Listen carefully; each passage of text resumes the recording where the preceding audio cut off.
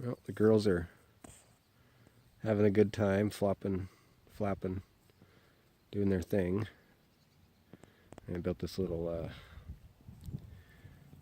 short-term fence to kind of let them out of their other covered area.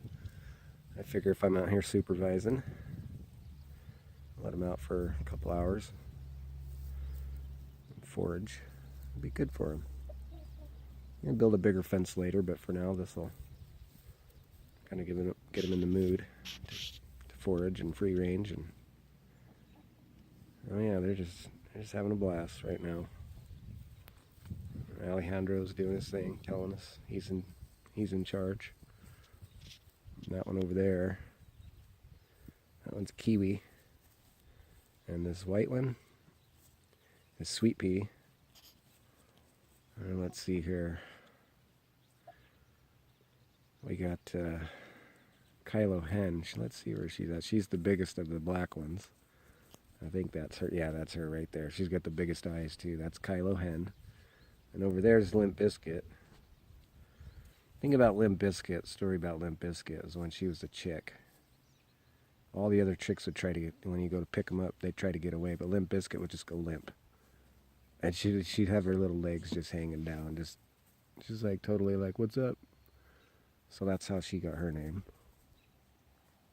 The other two, we can't really tell them apart, so we can't name them. And they both kind of act the same. But over there we got the peep show. I guess I could show you what they're doing. Over here I got a little bucket. That's my ferment bucket that I've been using. We just kind of keep the feed in there. Right there, that's an empty batch. We need to put more grains in there and then let it soak for a day or two and then feed it to the chickens. They love it. Absolutely love it. But here's the peep show.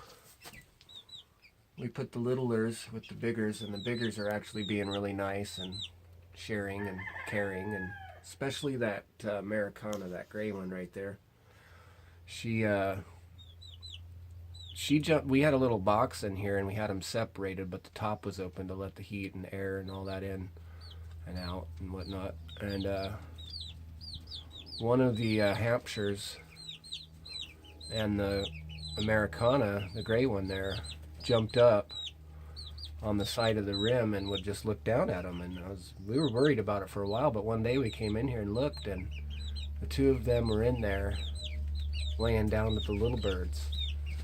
And that gray one kind of allows them to, huddle around her for warmth. So I'm hoping that means that she's going to be a good caretaker, but we'll see. But they've been doing really good together and really healthy. These Hampshires are starting to get their feathers on, especially you can see it on their heads, and they got their little tail feathers coming.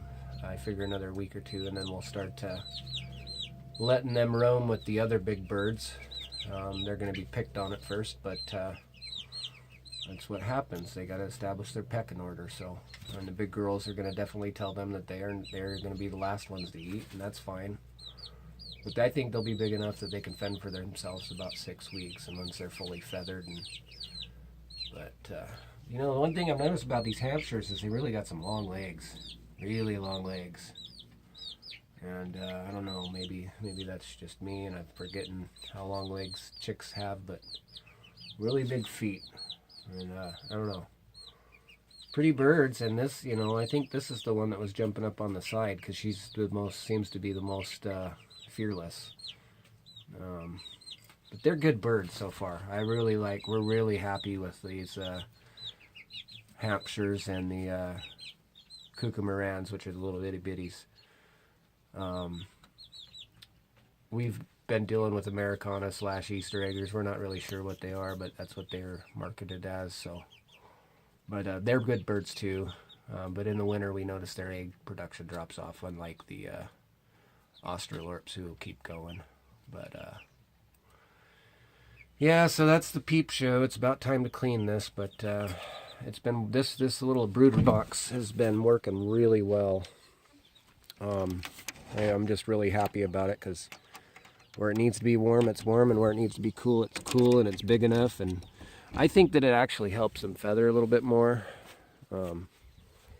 But tonight, the last little thing we're going to do, that's why I got these tools out, is we're going to separate and segregate. This coop can be segregated. I just put a piece of wood right here, that board that's hanging up over there. I think you can see it, that board there can hang down here.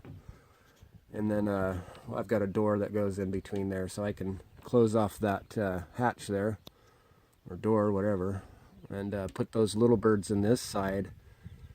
And the door that I have is a wire mesh door. Well, it's a chicken wire, I should say. I'll show you that door in a second. I'll get around here. Got some net over here I need to do something with. Some boxes. My place is a mess, but yeah, that's my door. So they can at least see each other and smell each other. Get to know one another before we fully integrate them. But things are coming along, and the girls are really happy right now, huh, girls? Yeah?